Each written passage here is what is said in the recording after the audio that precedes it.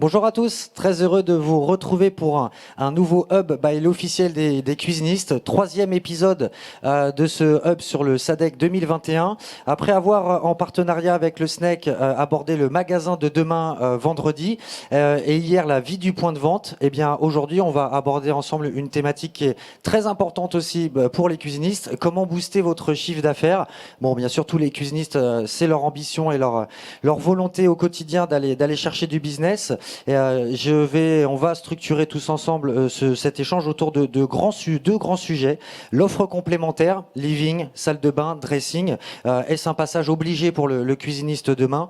Et également créer l'événement et apporter une nouvelle expérience dans les points de vente, puisqu'on sait qu'aujourd'hui, le point de vente du cuisiniste doit vivre et générer pour le consommateur une nouvelle expérience. J'ai le plaisir d'être accompagné aujourd'hui sur ce plateau par Stéphane Treboux, directeur général du groupe STF, et par Nicolas Lecomte, directeur commercial France de Vetzug. Bonjour messieurs. Bonjour Julien. Bonjour. Alors avant de démarrer et d'entrer dans le vif du sujet, on a beaucoup de thèmes à aborder et d'échanges à avoir. Bien évidemment, j'aimerais que vous vous présentiez aux gens qui nous écoutent aujourd'hui et également à ceux qui nous regarderont par la suite sur leurs écrans. On va commencer avec vous Stéphane. Est-ce que vous pouvez présenter le groupe STF en quelques mots s'il vous plaît ? Avec plaisir. Donc, je m'appelle Stéphane Treboux, je suis président du groupe STF. Donc, on a une particularité, c'est que donc on est doté de 3 sites de production en France, un en Haute-Savoie, près de Thonon-les-Bains, un en Bretagne, près de Fougères, et puis un autre en Gironde, près de Bordeaux. Donc, nous fabriquons essentiellement des cuisines, mais aussi d'autres types de produits dont on parlera plus tard. Et nous disposons de plusieurs marques avec plusieurs destinations clients. La marque Cuisine Morel pour les gens qui veulent se lancer dans la concession et on propose un contrat de concession type commerce organisé. La marque Sign Cuisine qui est plutôt à destination des distributeurs, des gens qui veulent mettre leur marque sur leur magasin, la marque Sign sur leur magasin ou éventuellement qui veulent garder leur propre marque et qui veulent aussi peut-être nous avoir parmi différents fournisseurs. Et puis nous avons aussi la marque Pronto, qui est une marque MDD, une marque de distributeur qui est faite pour donc les réseaux qui sont de plus en plus présents dans les périphéries de nos villes françaises. Donc une activité à la fois au niveau industriel et au niveau du portefeuille de marque très très large. Nicolas, du coup, présentez-nous Vetzug en quelques mots et surtout j'aimerais savoir les atouts de Vetzug aujourd'hui en France. On sait que c'est une marque premium, haut de gamme. Présentez-nous Vetzug et ses atouts sur le marché français.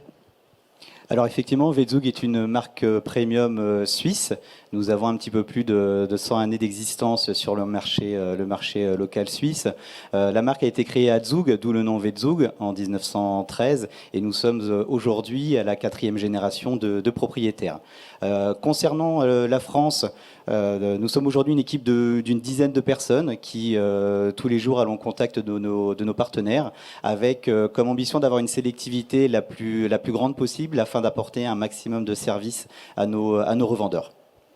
Donc une marque qui est aujourd'hui très reconnue sur le marché français. Vous présentez ici sur votre superbe stand de nombreuses nouveautés. On a eu l'occasion hier tous les deux d'en parler sur un hub qui vous est totalement dédié. On va attaquer bien dès maintenant le premier grand sujet de notre hub, offre complémentaire, un passage obligé.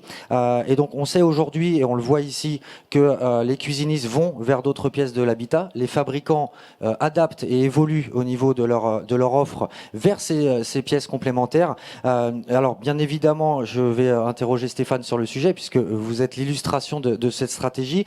Est-ce que vous pensez et vous sentez que ça prend sur le terrain? C'est-à-dire, est-ce que les cuisinistes aujourd'hui développe réellement la salle de bain, le living, le dressing, vous le proposez, mais est-ce que sur le terrain ça se traduit dans les faits? Alors, ça se traduit dans les faits d'abord par la salle de bain qui est quand même dans les magasins de cuisine depuis un certain temps, avec peut-être une présence un peu plus forte il y a une quinzaine d'années, et on a vu ressortir un peu la salle de bain pendant une période. Depuis 3 ou 4 ans, c'est plutôt le dressing qui arrive en force. Et nous, on a imaginé aussi fabriquer des meubles de living. Donc, on a imaginé donc une gamme de produits de petits mobiliers où on peut y installer une télévision pour le séjour et qui peut être coordonné avec l'équipement de la cuisine qui peut se trouver pas très loin. Et donc, effectivement, les clients ont bien perçu cette nouvelle gamme et on l'a testé aussi dans nos points de vente, puisqu'en fait, on fait du B2B en produisant nos cuisines, mais on fait un peu de B2C par le biais de magasins en direct, qui est notre tête de réseau dans la distribution du concept magasin Cuisine Morel. Et dans chaque magasin qui nous appartient, on a dédié un espace où on a mis en place ce type de produit. Donc une offre complémentaire. Et dans les faits, du coup, vous sentez qu'au niveau des équipes de vente, des clients, vos magasins en propre ou vos partenaires revendeurs, c'est des sujets et c'est du business qui se développe, c'est quelque chose qui se voit dans les chiffres?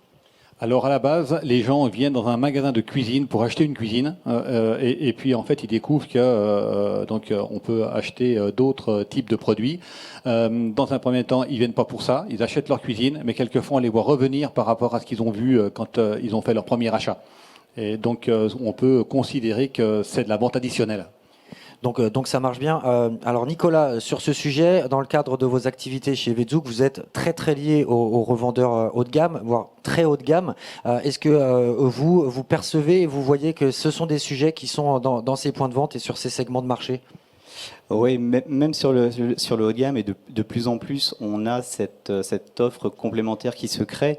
Après, pour qu'elle se crée, il faut, et pour créer le besoin dans la tête du consommateur, il faut aussi que le magasin ait effectivement décidé d'investir sur la partie dressing essentiellement. De notre côté, nous avons, via le lave-linge et le sèche-linge, de plus en plus cette offre vers le dressing, et ainsi que le Refresh Butler, qui est notre cabine hygiénisante que nous avons développée il y a maintenant une dizaine d'années, que l'on vend de plus en plus parce qu'elle est de plus en plus mise en valeur dans les magasins. Et de ce magasin, de cette exposition, on arrive à créer en fait un nouveau besoin au consommateur qui, à la base, comme disait Stéphane, est venu pour acheter une cuisine. Mais l'exposition lui permet de repartir avec de nouvelles envies. Oui, c'est vrai que dans ce cadre d'offres complémentaires, j'ai parlé du living, du dressing, de la salle de bain. La buanderie doit être également mentionnée, puisque là, elle associe clairement l'électroménager et le meuble, et on le voit, c'est aussi une offre qui est en fort développement. Alors, on sait, et ça c'est aussi le cas pour vous dans l'électroménager premium, donc la différence se fera aussi par la compétence, puisqu'il n'est pas tout d'exposer des produits, il faut savoir les vendre. Donc Stéphane, par exemple, dans vos propres magasins, et même après dans vos relations avec vos partenaires revendeurs, comment amener de la compétence, former, quelle est votre stratégie pour que les concepteurs vendeurs vraiment s'intéressent et se spécialisent aussi sur ces pièces complémentaires? Donc là, c'est un sujet intéressant, mais avant la compétence et la formation des ressources sur les points de vente pour diffuser les produits, en fait, on a surtout imaginé déjà des outils de vente simples à utiliser par les concepteurs vendeurs. On a imaginé des ensembles types préchiffrés, une vingtaine d'ensembles types, où en fait on peut avoir un prix direct sur un ensemble, de manière à pas être obligé de prendre la documentation d'un nouveau fournisseur avec qui on n'a pas eu l'habitude de travailler, et puis d'être obligé de composer un ensemble au risque de se tromper. Voilà, on a donc créé un outil qui facilite déjà le travail du vendeur. Mais on a fait aussi des catalogues photos dédiés. On a fait aussi un site internet dédié. On en a créé même une marque, la marque Equimob, qui permet de donner déjà de se donner toutes les chances de pouvoir facilement diffuser le produit. Et puis après, dans les points de vente, bien sûr, nos technico-commerciaux sont là pour former les concepteurs-vendeurs des points de vente qui s'équipent de nos produits pour être à l'aise à la vente, mais comme je vous dis, avec quand même une offre packagée et simple à vendre. Parce qu'on connaît les concepteurs-vendeurs, mais ce qu'ils pensent, c'est essentiellement à leur commission aussi, et comme donc ils sont payés à la marge, vendre un ensemble qui va coûter moins cher qu'une cuisine, quelquefois ils disent, bon, on va passer beaucoup de temps, au risque de faire des erreurs, peut-être pour pas gagner grand-chose. Donc voilà, un outil simple à vendre, et c'est un peu notre idée pour la commercialisation de ces produits. Donc la philosophie, effectivement, va même en amont de la vente et en amont du magasin avec les outils, jusque dans le magasin avec la formation des équipes. Est-ce qu'on peut imaginer qu'à un moment, et je l'ai déjà vu et entendu notamment par rapport au dressing, on ait un vendeur dédié dans le magasin, ou un vendeur qui ait plus d'appétence pour ces sujets et qui soit dédié. Et du coup, je rebondis sur ce sujet pour en demander à Nicolas. Est-ce que dans l'électroménager premium, qui demande aussi beaucoup de compétences et d'expertise, c'est quelque chose qui, selon vous, pourrait être pertinent, que dans le magasin, il y a un expert électro, comme il y aurait un expert dressing? Nicolas? Aujourd'hui, avoir uniquement une personne de dédiée à l'électroménager dans un magasin, bon après tout dépend de la surface du magasin, du nombre de vendeurs, c'est pas évident. Aujourd'hui, nous on passe beaucoup de temps avec d'une part notre équipe commerciale à faire de la formation sur l'ensemble des équipes, d'une part. D'autre part, on a, et on en reparlera un petit peu plus tard, on a nos acteurs de la Gourmet Academy, nos 30 chefs répartis à travers la France, qui sont également là pour faire de la formation. Là, on arrive sur de la formation qui est plus de la formation culinaire, où nos chefs vont se déplacer dans les magasins et vont prendre 2 heures, 3 heures, le temps qu'il faut avec les équipes, afin de leur montrer, d'une part, les spécificités techniques du produit, mais également, d'autre part, des spécificités culinaires, parce que sur des produits haut de gamme comme cela, nous avons beaucoup de demandes consommateurs. Ils recherchent plus d'informations en fait que ce que le vendeur en fait va pouvoir donner. Il pose vraiment des questions parfois très loin sur la partie culinaire. On a besoin d'apporter un service supplémentaire à nos revendeurs. Donc on est là pour ça avec la Gourmet Academy. Et également parce qu'on a besoin, je pense aussi d'une certaine visibilité quand on est vendeur. C'est parfois aussi plus facile de voir les choses. On a une centaine de vidéos qu'on appelle chez nous des vidéos how-to qui vont être distribuées et diffusées sur notre site internet vezou.com, dans lequel le revendeur, le consommateur aussi, mais le revendeur va pouvoir aller vérifier comment fonctionne le produit, comment fonctionne telle fonction de cuisson, qu'est-ce qu'on va pouvoir cuisiner avec la vapeur, etc., etc. Donc la formation et l'information, ce sont vraiment sur ce marché premium des choses qui sont primordiales. Oui, donc dans les deux cas, électroménager ou on va dire meubles, et dans toutes ces dimensions, la formation et les outils que vous développez les uns et les autres sont primordiaux. Faut-il, selon vous, là Stéphane, vous avez déjà un peu abordé la question, mais on le voit et vous le faites, vous développez des sets et des éléments spécifiques préconfigurés. Est-ce que selon vous, c'est un peu la clé et l'une des clés pour développer ce type de vente, ou est-ce qu'à un moment c'est pas trop restrictif et ça n'incite pas le vendeur à aller concevoir, imaginer et aller plus loin? Quels sont les avantages et les inconvénients de travailler avec des sets ou des configurations préchiffrées, préétablies? Alors donc nous avons les sets que nous proposons, mais bien sûr on a après dans nos tarifs la possibilité de faire du sur-mesure, ce qui caractérise nos usines françaises. On est bien sûr capable de faire un peu des produits qu'on appelle à la contre-marque. Mais au-delà de ce sujet, pour promouvoir les ventes, il y a aussi la mise en ambiance que l'on va faire dans un magasin, c'est-à-dire qu'on ne va pas poser un living dans un coin sans travailler la scène et pour créer un côté un peu cocooning avec un canapé, avec un tapis, une table basse, où on va se sentir un petit peu comme dans une maison. Et en fait, voilà, l'idée, c'est effectivement de créer des ambiances dans un espace de vente où on sait visuellement on comprend de quoi on parle.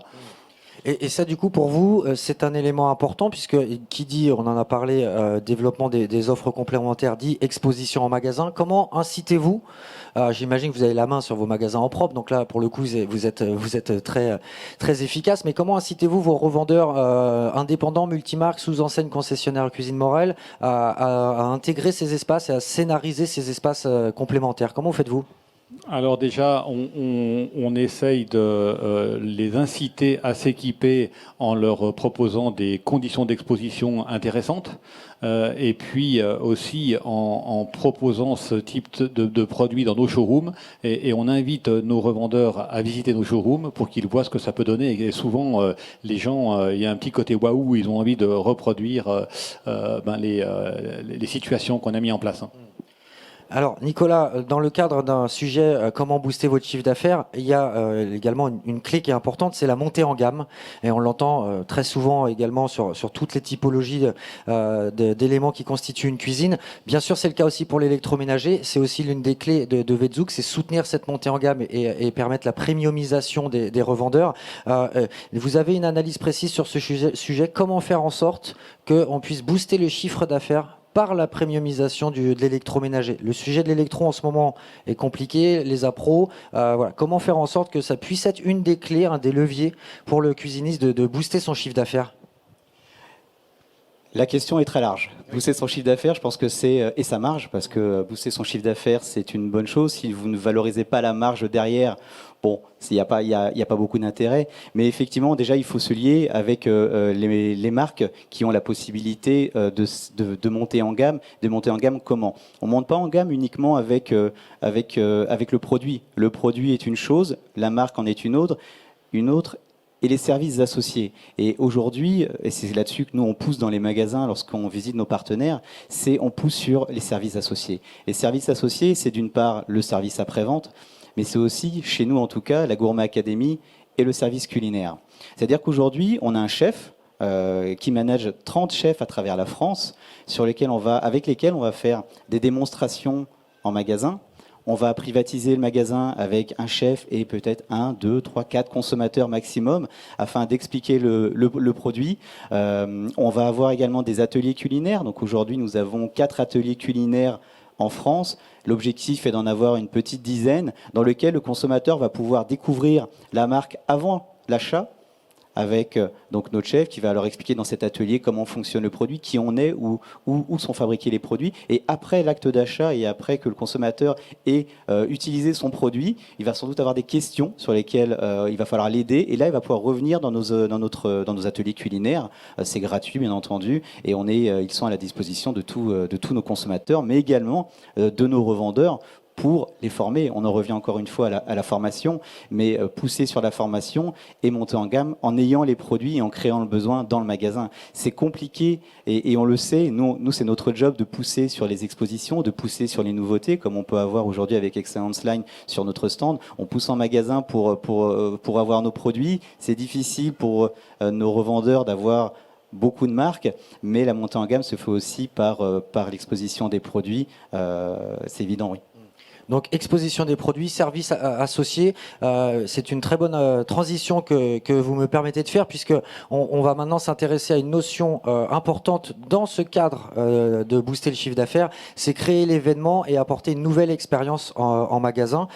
Et donc on le sait aujourd'hui, le magasin doit vivre, doit interpeller le consommateur, il doit y vivre quelque chose de différent, plein de clés le permettent, mais la Gourmet Academy chez Vetzug est un des éléments aussi qui soutient le revendeur dans cette démarche. Au-delà de rappeler, vous venez de le faire, ce en quoi elle consiste, ce qui m'intéresse aussi de savoir, c'est que vous le faites dans un cadre de partage, de moments culinaires, de goût, mais c'est aussi fait pour vendre des appareils. Donc plutôt préciser sur cette notion d'objectif final de vente. De toute façon, dès que l'on monte une action dans un magasin avec un partenaire, il est évident qu'on a une finalité. Et la finalité, c'est d'une part de répondre aux besoins du client, et on va répondre aux besoins du client consommateur en lui vendant le produit le plus adapté. Donc l'idée de cette démonstration culinaire, c'est de lui vendre le bon produit. Mais comme vous le dites, c'est de vendre. Donc effectivement, cet échange que l'on va avoir lors de ces démonstrations culinaires, on va avoir un échange avec un chef, on va avoir l'échange avec le revendeur, on va avoir, et c'est là que c'est aussi intéressant, l'échange entre les consommateurs eux-mêmes, et automatiquement, quand on va leur présenter les choses, d'eux-mêmes, ils vont monter en gamme. Je prends des exemples que l'on a souvent, nous, lors de nos démonstrations culinaires. On part sur un combi vapeur. C'est très facile de faire des démos sur des combis vapeur. Et de là, notre chef va parler du tiroir sous vide. Et ce sont des choses que le concepteur, à la base, n'a pas forcément pensé, il ne connaît peut-être pas le produit, et là ça fait un tilt dans l'esprit du consommateur qui dit ah ben oui mais j'ai un combi vapeur, je vais peut-être avoir besoin de l'associer avec un tiroir sous vide, que puis-je faire avec un tiroir sous vide? Et là on vient de créer un nouveau besoin pour le consommateur et on vient d'augmenter automatiquement notre vente, notre chiffre d'affaires. Alors après effectivement parfois il faut que le concepteur redessine légèrement son projet parce qu'on a ajouté un produit. Stéphane, dans vos magasins, il y a aussi la dimension culinaire, j'imagine, qui intervient, mais de manière plus générale, comment vous créez l'événement dans vos 7 magasins en propre et du coup, bien sûr, comment vous aidez vos partenaires à faire de même. Et dans vos magasins, comment vous créez l'événement ? Alors l'événement, on le crée par différentes animations, des opérations de communication, et on s'aperçoit qu'en fait les clients viennent dans nos magasins avec pas forcément l'envie d'acheter un prix, mais l'envie de se faire plaisir. Et donc on essaye de détecter des clients un peu réceptifs à un chef à domicile, et quand au lieu de faire une remise un peu conséquente, on en garde un petit peu sous le pied pour à la fin du chantier, pour faire inaugurer la cuisine qu'on a réalisée par un chef à domicile qui va venir faire un repas pour 4 ou 6 personnes chez les particuliers. Et ça, je peux vous dire que ça sublime la cuisine. Les clients sont enchantés de ce type de prestations. Alors, ça ne fait pas vendre des produits puisqu'en fait la cuisine est déjà vendue, mais en termes de notoriété de marque, alors là, c'est très fort. Parce que les gens ne regardent pas plus leur cuisine de la même manière quand elle a été inaugurée par un chef. Notoriété, effectivement, et image que vous renvoyez avec ce type de mise en service, ouais, complètement. Donc la dimension culinaire est une des clés pour événementialiser et aller chercher du chiffre d'affaires. Elle passe aussi par énormément d'autres solutions. Dans un dossier spécial de l'officiel des cuisinistes en janvier dernier, on en avait recensé 21, donc c'est quand même très très large. Parmi celles-ci, on avait parlé du co-branding, on avait parlé des shopping shops, on avait parlé de la privatisation des magasins. Je voudrais avoir votre avis sur ces notions et sur ces éléments qui permettent aux magasins de vivre et d'évoluer en fonction des besoins du patron, du cuisiniste, des périodes. Qu'est-ce que vous pensez de ces tips et de ces solutions pour événementialiser le point de vente, Nicolas ? Tous les événements qui sont créés pour amener du trafic en magasin sont des bons événements. Je pense que Stéphane sera plus à même de répondre à cette question pour le magasin, mais en tout cas, bon nombre de nos partenaires, nous, effectivement, essaient de sortir du schéma classique de l'époque d'attendre le consommateur en magasin. Ils vont essayer de travailler avec, par exemple, des concessions de voitures, se partager les leasing clients, créer un événement un petit peu plus VIP et un petit peu plus ciblé. Je pense que de plus en plus, on arrive à ça, et nous dans ces cas-là on les accompagne toujours avec notre Gourmet Academy parce qu'on veut être présent sur ces événements très ciblés. Et donc vous, Stéphane, dans le cadre de vos magasins, c'est shopping shop, co-branding, votre Alors avis ? nous, en termes de distribution et dans le cadre de notre contrat de concession, on a testé plusieurs configurations de magasins, centre-ville, 50 mètres carrés, 70, périphérie et jusqu'à 400 mètres carrés. Mais on voit aussi chez nos distributeurs revendant les produits quelquefois chez Sagne avec des typologies de distribution complètement différentes. Et je pense qu'il n'y a pas forcément de règles, il n'y a pas que des réseaux où tout est charté, tout est organisé. Chacun y va de son imagination et de son envie de créer un nouveau concept.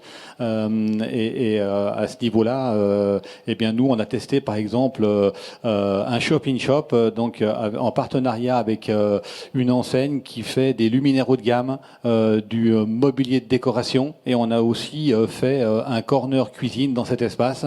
Et tout ça, voilà, ça donne un côté un archi d'intérieur très sympathique et sans avoir à faire de publicité comme on fait dans un magasin traditionnel, on profite du flux de cette enseigne qui attire du monde et on arrive à capter des clients qui ont un projet d'équiper un appartement, une maison avec différents produits qu'on trouve dans un seul espace. Voilà un exemple de co-branding et de shopping shop. Donc oui, un exemple concret et là encore des solutions qui permettent de booster le chiffre d'affaires. Bon, on pourrait, je pense, en parler encore de longues minutes et il y a énormément de possibilités aujourd'hui offertes aux cuisinistes pour booster leur chiffre d'affaires. Est-ce qu'en conclusion, vous auriez un message à adresser à nos chères personnes qui nous écoutent aujourd'hui et à ceux qui nous regarderont derrière leur écran très rapidement? Mais voilà, un mot pour conclure, peut-être d'autres pistes de réflexion sur comment booster votre chiffre d'affaires. Nicolas, à vous. Alors pour ceux qui nous regardent à l'instant et qui sont ici jusqu'à demain, nous sommes présents également jusqu'à demain. Donc pour ceux qui ne nous connaissent pas, n'hésitez pas à venir nous rencontrer. Toutes nos équipes sont à leur disposition chez Vetzug pour leur présenter le produit, mais pas que le produit, et également tout ce qui va à côté, les hommes. On a l'occasion de voir toute l'équipe Vetzug ici, et c'est un grand bonheur. Les valeurs de l'entreprise, et en savoir un petit peu plus sur qui on est, d'où on vient. On en est où aujourd'hui, on va où demain, et je pense que c'est des choses qui sont importantes. Pour les autres qui verront cette vidéo un petit peu plus tard, vous retrouverez les produits bien entendu chez nos revendeurs, et d'ici quelques mois, moi j'aurai l'occasion de vous retrouver au sein d'un showroom dans le centre-ville de Paris, et donc ce sera nous notre première expérience de cet accueil en direct vers les consommateurs, les revendeurs, les designers, les architectes, et on a vraiment hâte de vous retrouver dans ce showroom, en espérant qu'ils puissent aider un maximum de nos revendeurs au quotidien. Donc le premier Zugorama français qui sera inauguré à Paris bientôt. Le premier Vetzug Studio. Vetzug Studio. Ah, le nom a changé puisque j'avais retenu Zugorama, donc on va parler de le Zugorama. Effectivement, c'est pour le marché suisse, et pour nos marchés européens, on va parler d'un Vetzug Studio. Ok, donc le Vetzug Studio. Merci beaucoup Nicolas. Stéphane, le mot de la fin, il n'y a pas de quoi. Le mot de la fin sur ce sujet, comment booster votre chiffre d'affaires, et puis un message à adresser à tous nos auditeurs. Comment booster le chiffre d'affaires? Eh bien, on constate qu'avec cette période particulière qu'on a traversée, avec un grand moment de doute quand on est rentré dans le Covid, et puis après cet engouement pour notre secteur d'activité, le chiffre d'affaires s'est boosté un peu pour tous les acteurs, puisqu'on a un marché qui est en forte progression. Et en fait, je pense que c'est le moment pour se poser des questions, à savoir si on est dans la bonne organisation, et qu'est-ce qu'on va devoir faire demain pour continuer à développer les ventes, parce qu'aujourd'hui on est sur le haut de la vague, à un moment donné ça retombera, et c'est maintenant qu'il faut préparer l'avenir avec d'autres univers, cuisine, dressing, salle de bain, etc. Mais c'est aussi pour ça que le groupe STF est présent au SADEC, c'est pour semer aujourd'hui et pour récolter demain. Merci beaucoup messieurs du temps accordé et de cet échange de très très bonne qualité. Très heureux de vous avoir eu à mes côtés. Je vous souhaite à tous une bonne fin de journée, et à très très bientôt pour un bon prochain hub by l'officiel des cuisinistes. Merci beaucoup.